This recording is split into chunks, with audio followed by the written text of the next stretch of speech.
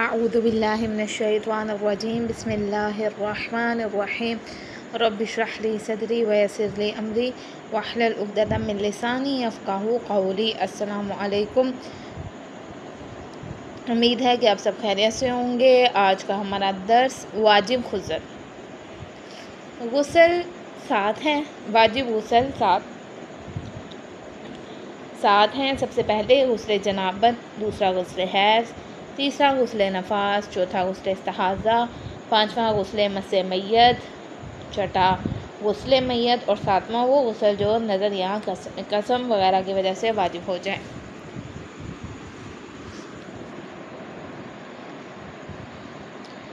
उसके बाद कह रहे हैं और अगर चाँद या सूरज को मुकम्मल ग्रहण लगा हो और मुकल्लिफ जानबूझकर नमाज याद ना पढ़े यहाँ तक कि नमाज कज़ा हो जाए तो एहतियात वाजिब की बिना पर ज़रूरी है कि इसकी कज़ा के लिए गुस्ल करे। ठीक है।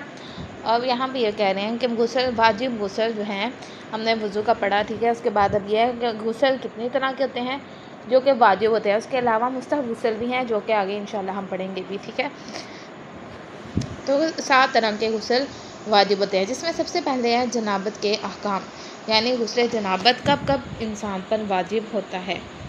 अब कई खैर हमको पता होगा कि जनाबत का मतलब क्या है, कई को नहीं पता होगा शायद। तो ये गुस्ल जनाबत जब मियाँ बीवी आपस में ताल्लुक़ कायम करते हैं उसके बाद उन पर वाजिब हो जाता है कि वो गुस्ल करें, गुस्ल जनाबत। ठीक है। कह रहे हैं 2 चीज़ों से इंसान मुजनब हो जाता है, एक जमा और दूसरे मनी के खारिज होने से, ख्वाह वो नींद की हालत में निकले या जागते में।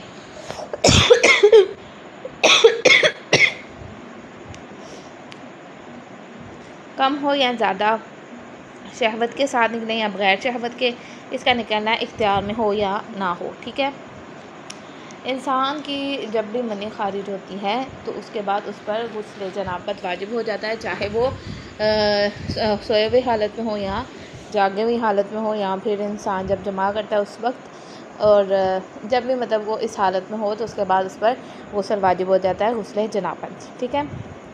फिर कहना है अगर किसी शख्स के बदन से कोई रतूबत खारिज हो और वो ये ना जानता हो कि मनी है या पेशाब या कोई और चीज़, अगर वो रतूबत शहवत के साथ और उछल कर निकली हो और इसके निकलने के बाद बदन सुस्त हो गया हो तो वो रतूबत मनी का हुक्म रखती है। लेकिन अगर इन 3 अलामात में से सारी की सारियाँ कुछ मौजूद ना हो तो वह रतूबत मनी के हुक्म में नहीं आएगी।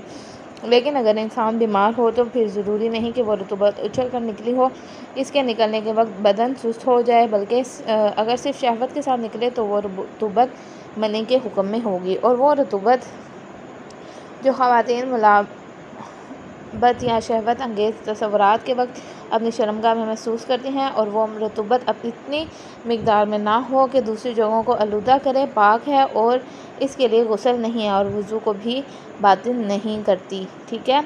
हाँ, अगर रतूबत इस कदर ज़्यादा हो कि अंजाल कहलाए और लिबास को आलूदा कर दे, जबकि साथ साथ औरत हिजान शहवत की इंतहा को पहुँच जाए और मुकम्मल रजामंदी हो तो नजिस और जनाबत का मौजिब है। बल्कि अगर हिजान शहवत साथ ना भी हो तो भी एहतियात लाज़िम की बिना पर नजिस और जनाबत का मौजिब है। और इन मकामात पर जहाँ औरत शक करे कि रतूबत इस हद तक ज़्यादा पहुँची या नहीं, या ख़ुद रतूबत के खारिज होने में शक करे तो गुस्ल वाजिब नहीं है और वज़ू और गुस्ल भी बातिल नहीं होता।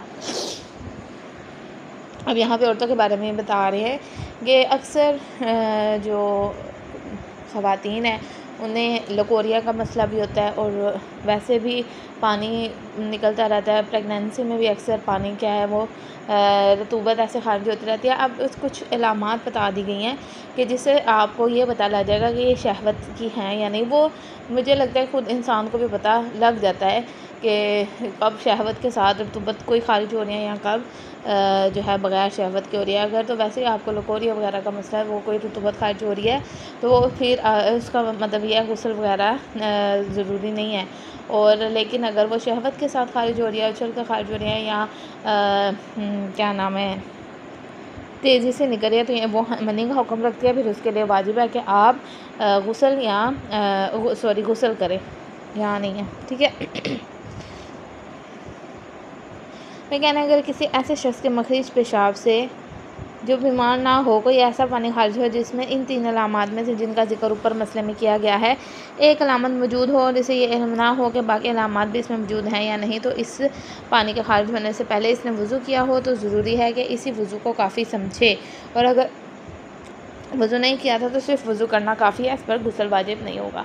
अब वो ये कह रहे हैं कि मतलब रतूबत तो निकली है लेकिन उसे इस बात का इल्म नहीं है, उसमें सिर्फ एक जो है वो अलामत पाई जा रही है। मिसाल के तौर पर हम कह लें कि जो है वो उछल कर निकलना, हम ये वाली अलामत समझ रहे हैं कि ये निकल रही थी, ठीक है, लेकिन उसे इस बात का अब अंदाज़ा नहीं है कि ये नजीस है या नहीं है, तो फिर वो क्या करेगी कि अगर वज़ू उसने किया हुआ है तो ठीक है, उसे वज़ू में नमाज़ पढ़ सकती है, लेकिन अगर वज़ू नहीं किया तो फिर वज़ू करके नमाज़ पढ़ ले, उसके लिए अलग से गुस्ल करना ज़रूरी नहीं है,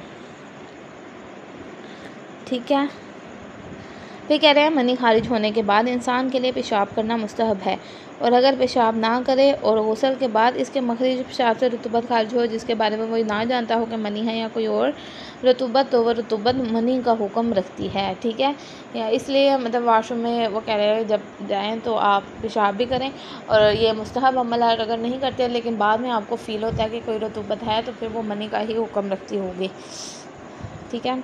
फिर कह रहे हैं अगर कुछ शख्स औरत से जमा करे और उस तनासुल सपारी की मकदार तक या इससे ज़्यादा दाखिल हो जाए तो ख्वाह ये दखूल फ़र्ज में हो या दबन में, और ख्वाह बालिग हो या नाबालिग, और ख्वाह मनी खर्च हो या ना हो, दोनों में जमा। यानी अगर एक इंसान जब भी इस जमा कर रहा है तो इसका मतलब है उस पर गुस्ल वाजिब हो गया, चाहे थोड़ा सा इंतकाल हुआ दखूल हुआ या पूरा, उस पर गुस्ल वाजिब है। अगर किसी को शक हो कि उसमें तनासुल पारी की मकदार तक दाखिल हुआ है या नहीं तो इस पर गुस्ल वाजिब नहीं है, ठीक है। फिर कह रहे हैं नाउज़ुबिल्लाह अगर कोई शख्स किसी हैवान के साथ बत्ती करे, अच्छा ये ज़रूरी नहीं है, पढ़ देती हूँ बस मैं, अगर समझ ना आए तो फिर पूछ लीजिएगा। और इसकी मनी खारिज हो तो सिर्फ गुस्ल करना काफ़ी है, और अगर मनी खारिज ना हो और इससे वती करने से पहले वज़ू किया हो तभी सिर्फ गुस्ल करना काफ़ी है, और अगर वज़ू ना कर रखा हो तो एहतियात वाजिब की बिना पर एहतियात वाजिब है कि गुस्ल करे और वज़ू भी करे, और मर्द या लड़के से वती करने की सूरत में भी यही हुक्म है। अगर मर्द के साथ करता है फिर भी यही हुक्म है कि गुस्ल करे। फिर है अगर मनी अपनी जगह से हरकत करे लेकिन खारिज ना हो, या इंसान को शक हो कि मनी खारिज हुई है या नहीं, तो इस पर गुस्ल वाजिब नहीं है। अच्छा, फिर कह रहे हैं जो शख्स गुस्ल ना कर सकता हो लेकिन तयम्मुम कर सकता हो, वह नमाज का वक्त दाखिल होने के बाद भी अपनी बीवी से जमा कर सकता है, क्योंकि उसने तयम्मुम करना है, 2 सेकंड में तयम्मुम हो जाता है, गुस्ल तो वो कर सकता नहीं था, इसलिए वो कर सकता है जमा। भी कह रहे हैं अगर कोई शख्स अपने लिबास में मनी देखे और जानता हो कि इसकी अपनी मनी है, इसने अब इस मनी के लिए गुस्ल ना किया हो तो ज़रूरी है कि गुस्ल करे, और जिन नमाज़ों के बारे में से यकीन हो कि वो इसने मनी खारिज होने से बाद पड़ी थी इनकी कज़ा करें, ठीक है। और लेकिन इन नमाज़ों की कज़ा ज़रूरी नहीं जिनके बारे में एहतमाल हो कि इसने मनी खारिज होने से पहले पड़ी थी, ठीक है। वो यहाँ पे ये कह रहे हैं कि अगर एक शख्स है उसकी मनी खारिज हुई है लेकिन उसे इस बात का पता नहीं है कि पहले खारिज हुई है या बाद में,